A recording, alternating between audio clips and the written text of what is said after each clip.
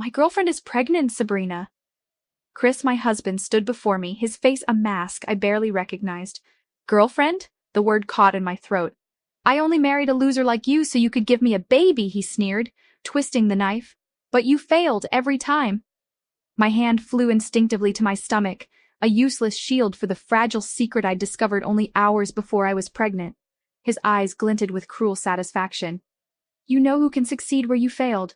He gestured behind him, and there she was, Brenda, my childhood best friend, smirking. The fragile joy I'd held dissolved instantly.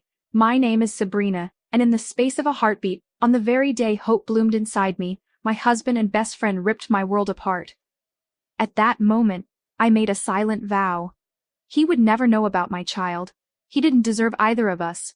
Brenda, who always got her way, whose eyes had always lingered too long on Chris, on his money. I'd foolishly ignored it. Until now. What is she doing here? The scream tore from me, ragged and raw. Chris grinned, venomous, as Brenda latched onto his arm, staking her claim. Tears blurred my vision. How could you? I wailed. I gave you everything. She did what you couldn't, he taunted, aiming straight for the heart of my pain. My knees buckled, years of loyalty chasing his cold affection while he treated me like trash, and Brenda twisting the knife this deep. The treachery was staggering. They stood there, a united front of cruelty, but something inside me snapped. No. The word was quiet, trembling but hard. Defiance surged. I won't accept this. Brenda whined. The baby's hungry, Chris. Her voice grating, nails on glass. He snapped back without looking at her, his command directed solely at me. Where's my dinner, Sabrina? You are still a servant, don't forget. Servant. The word snagged, yanking me backward through time. A memory slammed into the present, sharp and loud, slicing through the wreckage. Years ago, Raymond, Chris's father, calling me to his office, his voice trembling through the phone like a trapped storm. I dragged myself there, heart pounding, sitting across from him, hands twisting knots in my lap. I spilled my soul, the words ripping out, jagged and raw. Chris loves Brenda, not me. Raymond brushed my fears aside like gnats, growling that Chris was a blind fool, that Brenda's heart wasn't a lover's vow, but a cash register ringing for gold. How do you know? I whimpered, my voice a fragile thread. Suddenly, click, click, click, her heels stabbed the hallway floorboards outside his office. Raymond's eyes went wide with panic, sweat beading on his brow. Hide! He hissed, shoving me toward a closet, his hands rough with desperation. The door clicked shut, sealing me in darkness. I pressed my body against the cool wood, breath trapped in my chest, as Brenda stormed in, a hurricane in heels, her expensive perfume instantly choking the small space around me. Raymond's voice emerged then, silk smooth and dangerously calm. Take a blank check, name your price, and vanish. It's blank, you old fool, she snapped back, her tone slicing the air. Fill it with whatever you want, he fired back, voice steady but edged with menace. Just go. She demanded his oath, no more Chris, ever. I heard the greed ooze from her voice as she snatched that check, a distinct rustle of paper, and strutted out, swearing she'd disappear into the shadows. I stumbled from the closet, legs trembling, dizzy with the implications. She picked money over him, just like that, I gasped. Raymond's laugh cracked the air, dry and bitter as old bones. That's why you're the one for Chris, he said, eyes piercing mine. You've got a heart that bleeds real. Then he begged me to marry his son, voice breaking like glass, promising Chris would wake up, be a husband, a father if I just held on through the wreckage. You believe that? I pleaded, raw, clinging to his words as if they could stitch me back together. Do it for me, he urged, gripping my hands tight, a favor I'll carry to my grave. I seized that promise like it was my last breath of salvation, and here I am today, standing in front of a cheating husband and viper of a best friend. Chris's voice oozed venom now, dripping with disdain. The only reason you're still breathing my air is Dad's soft spot for your pathetic tears. Then he threw it at me. 2 mansions, 2 cars, 20 million bucks, shoving the figures in my face like I was trash he could pay to disappear. Erase me from his life right now. Staring at him, at Brenda clinging to his arm, the memory of Raymond's promise finally curdled, stinking like a cruel, rotting jest. All that pleading, all that hope I'd clung to, ending here with him trying to buy my silence like I was just another transaction. I shook my head, steel forging in my spine. No bribes, I spat, voice sharp enough to cut glass. One thing, Chris, give me that and I'm gone, forever. He smirked, a flicker of surprise, maybe intrigue, crossing his face despite the disgust curling his lip. What? This mansion, I said, voice steady as stone, utterly unshakable. He laughed, a sharp, mean sound that grated against my nerves. I offered to you, idiot. This one's mine, I shot back, fire igniting in my chest. By Raymond's right, his blood, his will.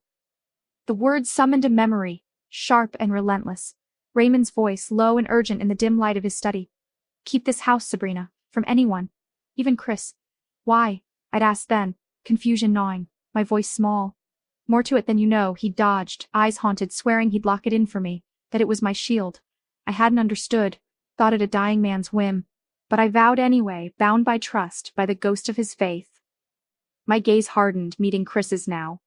Give it to me and divorce papers hit your desk tomorrow. To my shock, Chris caved, too fast, almost dismissively easy. Fine, it's yours. He waved a hand. Brenda and I will grab another across town. He smirked. Be happy. But Brenda's face twisted, a snarl ripping out like a wounded beast. No, give her some filthy apartment. This one's perfect for a kid, our kid. Chris barked, annoyed. I've got 10 better ones lined up. What's your damn deal with this place?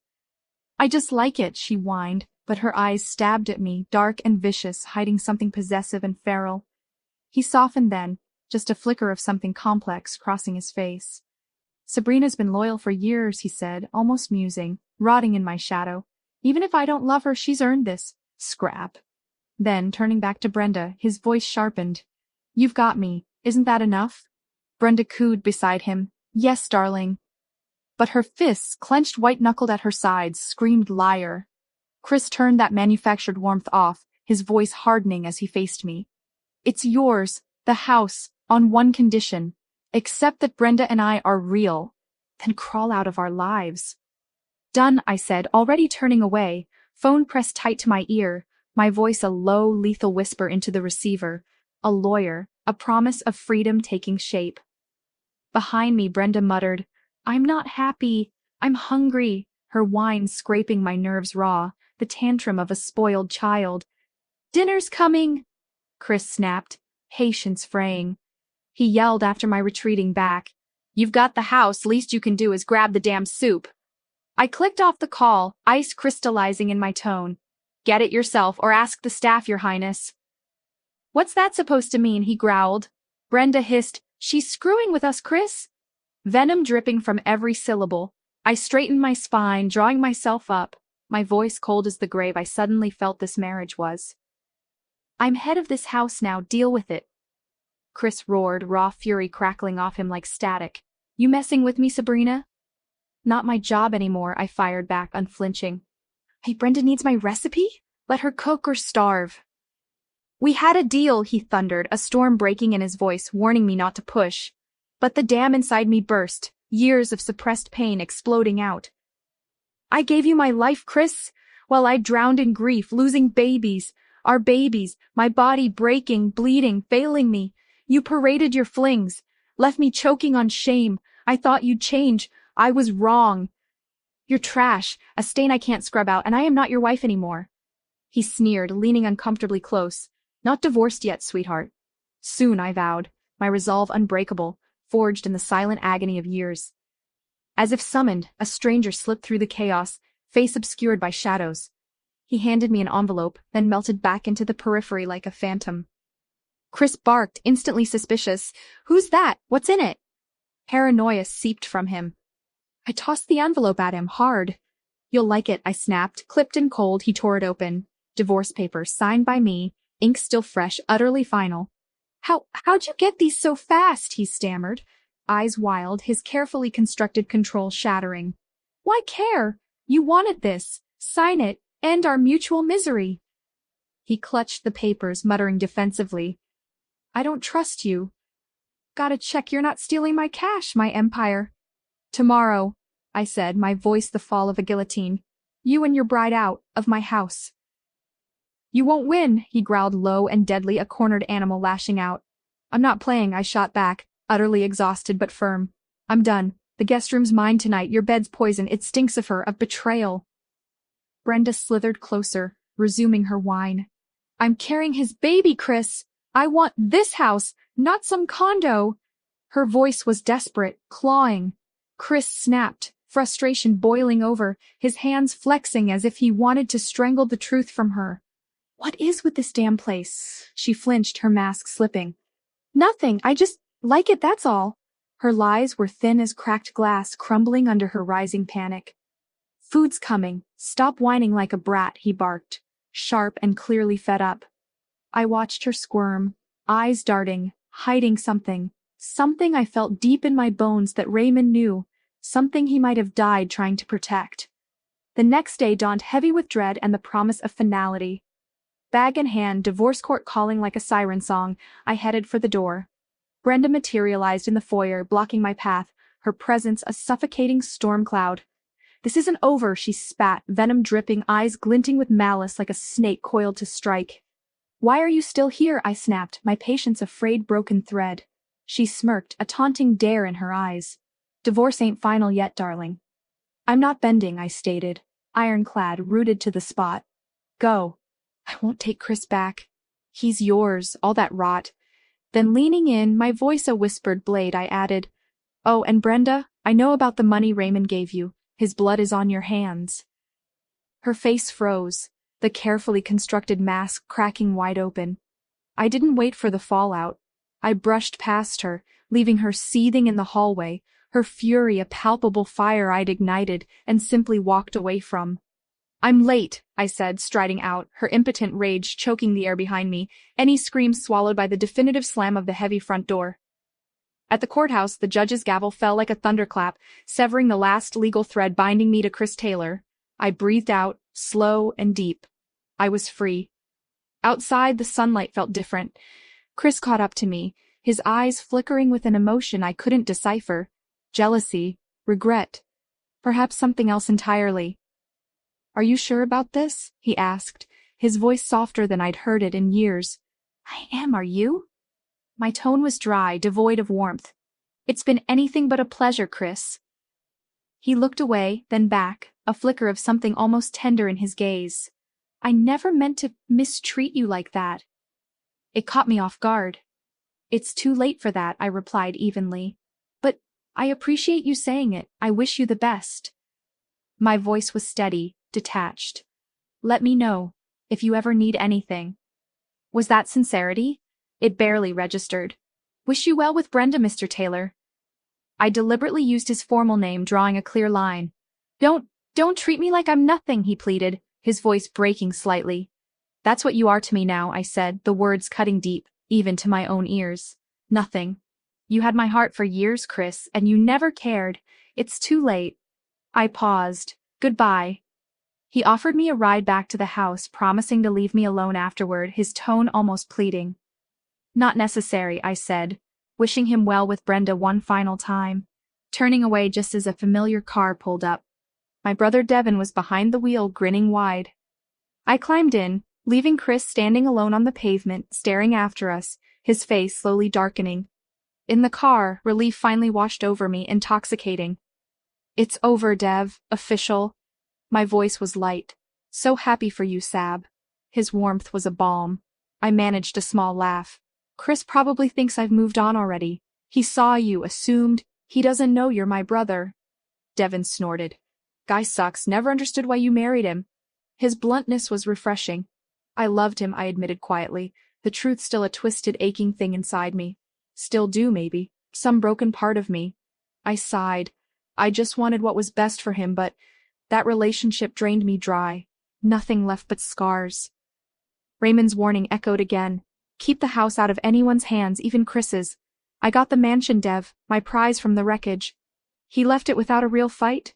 Cut all ties then, Sab. A clean break. His advice was firm. I hesitated, the weight of my other secret pressing down. Dev, I'm carrying Chris's child. His name felt foreign on my tongue now. He doesn't know, and for now, I want it that way. Devin's eyes widened, shock momentarily silencing him.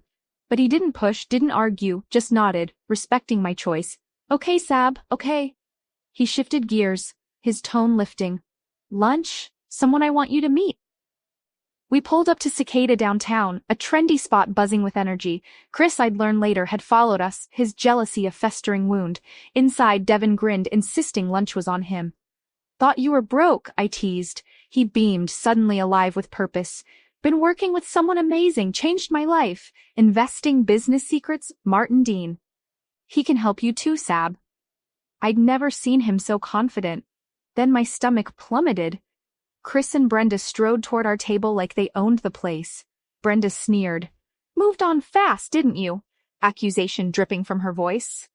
Who's she? Devin asked, instantly wary. Chris's mistress, my former best friend, traitor. To Brenda I snapped, my time is none of your business. Chris jumped in, sarcasm biting. Thoughtful of you, booking our celebratory lunch, taking the divorce remarkably well. He turned to Devin, voice laced with cruelty. She's barren, you know. Can't have kids. Then, the arrogant introduction. Chris Taylor, those Taylors. Devin's response was glacial. I know exactly who you are. He refused to play Chris's game. Chris mocked me again, jealousy raw in his voice. Couldn't wait one day after the hearing to find someone new? Novel concept, isn't it? I fired back. Waiting until a marriage actually ends before moving on? He smirked, a flicker of something unreadable in his eyes. Just then, a man approached, tall, undeniably handsome, radiating a smooth movie star charm. Martin Dean, he introduced himself, extending a hand to Devin, then nodding to me. Couldn't help but notice Mr. Taylor watching you from his car earlier. His voice was confident, easy. Chris visibly bristled, then stormed off, dragging Brenda with him. Her whining complaints about me being happy echoed briefly before they disappeared into the crowd, Chris growling one last threat about the mansion. Martin slid into the vacated chair. So, he began, his eyes locked on mine, his tone lightly flirtatious. What does your heart truly desire, Sabrina? Devin cut in. Sab, give us a moment? Needing air, I nodded. Restroom, be right back. Don't be long, Martin called after me, his charm lingering. When I returned, I teased, talking about me. Martin smiled. Devin mentioned you secured the Taylor estate in the divorce, the 524 mansion. His tone was measured, assessing. The sharks were circling just as Raymond had warned. I intend to keep it under my control, I stated firmly, protectively. Smart woman, Martin acknowledged. My input could be valuable, long-term. He proposed a business venture, using the mansion, splitting profits 50-50. Bold. I'm not giving half my biggest asset to a stranger I just met, I replied, skepticism clear. He conceded gracefully, for now. Profits can be discussed, but without someone like me involved, you might make nothing. A subtle challenge. Cocky, I observed, a reluctant smile touching my lips. He grinned back. You like that? Blatant flirtation. I'm gonna throw up, Devin groaned, breaking the charged moment. Enough excitement for one day, I agreed, suddenly exhausted. Dev, let's go. Martin, undeterred, asked Devin for my number. Devin made excuses about family commitments at Dad's. As we turned to leave, I nearly collided with Danny Myers, Chris's lanky, smirking friend, someone I'd always distrusted. Hey, Sabrina, know you from Chris, he said, tone smug. Devin curtly dismissed him, steering me firmly out before Danny could pry. At Dad's house, Mom, Dad, and my sister Lizzie waited, their faces etched with concern. I took a deep breath. I'm pregnant. The words hung in the air. Not far along. Doctor hasn't confirmed yet, but it's Chris's. I met their eyes. He doesn't know. Why not? Lizzie asked, her eyes wide. He chose Brenda, I explained, bitterness lacing my voice. The ex-best friend who only wants his money. Tears finally spilled as I recounted Chris wanting Brenda to live with us, my refusal. I was so stupid to marry him, I choked out, regret clawing. Dad's voice was firm, comforting. Leaving him shows strength, Sabrina. I'm proud of you. He offered me a job in the family business. Now that you're free of that loser. I managed a watery smile. Throw in a place to stay and I might consider it. Their hugs were a lifeline, pulling me back from the abyss. The next day, nerves buzzing, I sat in the doctor's office. She smiled calmly. 4 weeks along. You and the baby are in perfect health. Relief washed through me, immense and cleansing. Thank God. The father? She asked gently. We're not together, but my family has my back. I'm not alone. Clinging to that truth. A support system is key, she encouraged quietly. Leaving the hospital, feeling lighter, Chris appeared out of nowhere, jarring me back to reality. Why are you here? His eyes searched mine, suspicion already kindled. Routine tests, I lied, aiming for casual. He pressed. Odd timing. You had a checkup a couple of months ago. His memory inconveniently sharp. STD screening, I quipped, deflecting with a jab. Your reputation makes caution wise. He sneered, jealousy leaking. Maybe your new boyfriend infected you. He's not my boyfriend. Firmly. Does he know that? Then his eyes narrowed, guessing. Pregnancy check? Are you pregnant, Sabrina? His voice was low, probing. Panic flared. Just then Devon swooped in. Everything okay here? A godsend, Chris mocked him. Doing Sabrina's chores now? Devon shot back. Better than being a pathetic divorcee who lost his family mansion. The words hit their mark. Chris snapped, cruelty a familiar weapon. Might have kept it if she weren't barren. Ignore him, Dev, I urged, pulling my brother away, my stomach churning as we left Chris glaring daggers at our backs.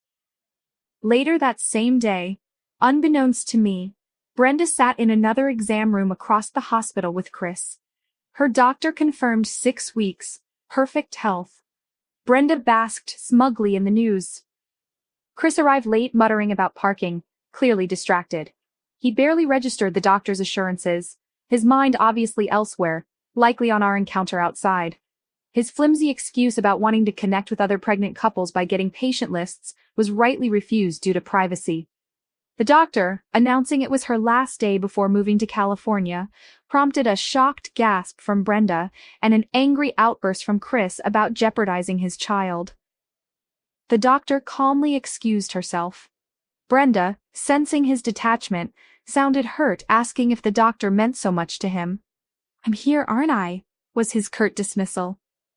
That night, Chris's call shattered the quiet. His voice was a slurred mess of liquor and anguish. What do you want, Sabrina? I said his name guardedly, bracing myself. He rambled, raw and unfiltered, hating Devon, calling my imagined new relationship a slap in the face, his jealousy feral. You're drunk, Chris. Patience wearing thin. He accused me of cheating with Devon all along, paranoia spiraling. I fired back sharp and cold. You married me because Raymond begged. After Brenda took his money and ditched you, you ran back the second she reappeared. I owe you nothing. He pleaded, stop, please. Desperation clawing through the line. I hung up, hands trembling, his broken voice echoing like a ghost. Meanwhile, Chris festered at Boyd's, a grimy dive bar thick with stale beer and regret, pouring whiskey down his throat while Danny Myers watched. He obsessed about seeing me at the hospital, convinced I was pregnant, hiding it. Danny's attempt to mention Brenda was waved away. Chris lamented how I'd worshipped him, never kept secrets, how he'd taken his dream girl for granted. Danny, perhaps unwisely, mentioned how happy we'd looked at Cicada, twisting the knife. Chris, ragged and desperate, begged Danny, as hospital co-chair, to illegally snag my medical records. Danny refused, then reluctantly agreed if Chris promised to let me go if I wasn't pregnant. A flimsy bargain Chris barely heard. Chris muttered about my ingratitude. Danny bluntly reminded him he cheated. Chris rambled about Brenda blindsiding him, not wanting her, being blackout drunk the night she claimed they conceived, unable to stomach closeness with anyone but me. His longing was a raw wound. Danny cut him off, exasperated. Chris called me again. I didn't answer. He called again. I finally picked up, listened to his broken rant, then hung up again, leaving him humiliated, plunging deeper into the bottle. Later, Danny hauled a barely conscious Chris home, dumping the drunken wreck on Brenda. Her face crumpled, her plans for a seductive candlelit dinner ruined. She berated Danny for not stopping him. Danny offered a dry, unapologetic admission of failure and left, cruelly suggesting she call me for help. Seething, Brenda dragged Chris towards the bedroom. He squinted blearily, slurred she looked stunning. A flicker of hope in her eyes.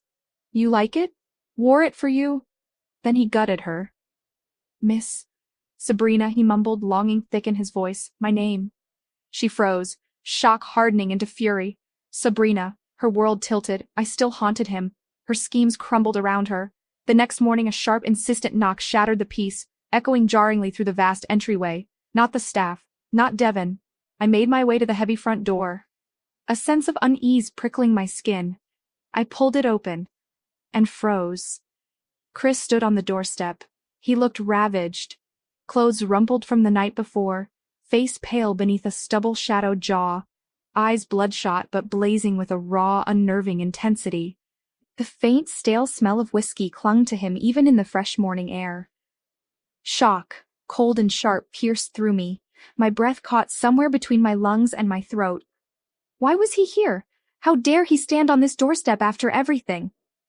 He didn't bother with preliminaries, his gaze sweeping over me, searching, demanding. He took a deliberate step forward, crossing the threshold, invading my fragile sanctuary. His voice was low, gravelly from sleep or alcohol, maybe both, but it cut through the morning quiet with chilling clarity. Sabrina, he rasped, his eyes boring into mine, stripping away any defense I might have had. Tell me the truth. The air crackled, thick with unspoken history and volatile tension. He held my gaze, unwavering. You are carrying my child, aren't you? After a long time, it felt like I was the one in control. Watching him like this made me feel good about myself. I wondered if I should tell him. Or maybe I should not. For the first time in years, I'm choosing myself. Questions still swirl, restless and unanswered. Will Chris discover the child I carry, this secret held tight like a fragile flame? Will Brenda make her move for the mansion? The legacy Raymond entrusted to me? And me? Can I truly heal, piece myself back together from the wreckage of this abusive marriage? Find a strength I'm not sure I possess? Hey, I'm Sabrina. If you're wondering what happens next, download the Pocket FM app now and listen to the exciting episodes of Lose You to Love Me.